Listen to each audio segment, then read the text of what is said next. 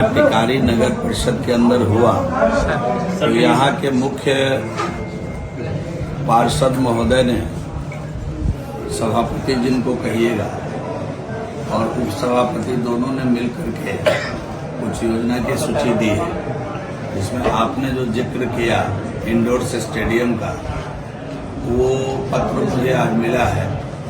और साथ ही साथ कोई किला है जिसका जीर्णोद्धार की बात कही गई है। किला कितना पुराना है डिपेंड करता है कि वो एएसआई के अधीन है या हमारे नगर पंचायत का इकाई, नगर परिषद का इकाई, उसका थोड़ा अध्ययन करना पड़ेगा। लेकिन इंडोर स्टेडियम को लेकर के हम विभागीय पड़ताल करने के बाद उस दिशा में सकारात्मक कदम उठाएंगे। और साथ ही कुछ साथियों ने, पार्षद महोदय ने जलापूर्ति को लेकर के भी सवाल किया है। तो नगर परिषद में अभी जो मेरे अधिकारी है उन्होंने बताया कि जलापूर्ति हो रही है, लेकिन अगर आवश्यकता होगी सुचारू रूप से ठीक से जलापूर्ति करने की तो दूसरे जल मीनार पर विभाग विचार कर सकते हैं। इसकी एक विस्तृत रिपोर्ट जब हमारे पास आएगी तो हम इन बिंदुओं पर विचार भी करेंगे और विचार ही नहीं करेंगे, काम भी करेंगे। टिकारी के लिए, टिकारी बहुत पुराना नगर परिषद है। मैं जब आज आया तो मुझे बड़ी प्रसन्नता हुई कि जब इस भवन में मैं घुस रहा था तो मैं भवन के ऊपर लिखा हुआ 1895 में, जब ये भवन 1895 का है तो मुझे पता चला कि ये जो नगर पालिका है वो 1885 की नगर पालिका है। इसको सुरक्षित, संरक्षित और इसको सजा कर रखना सरकार की भी जवाबदारी है, यहाँ के चुने हुए प्रतिनिधियों की भी जिम्मेदारी है और साथ ही साथ हमारे अधिकारी की भी जिम्मेदारी है। तो टिकारी नगर परिषद के लिए मैं इतना आश्वस्त करना चाहता हूँ कि पैसे की कोई कमी नहीं आएगी। विकास से संबंधित जो भी कार्य होंगे सरकार उसे सहर्ष करेगी।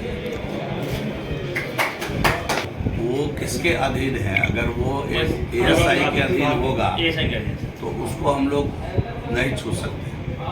तो उस पर हम लोग एक बार विचार करेंगे, क्या है, एएसआई से भी हम लोग आग्रह करेंगे।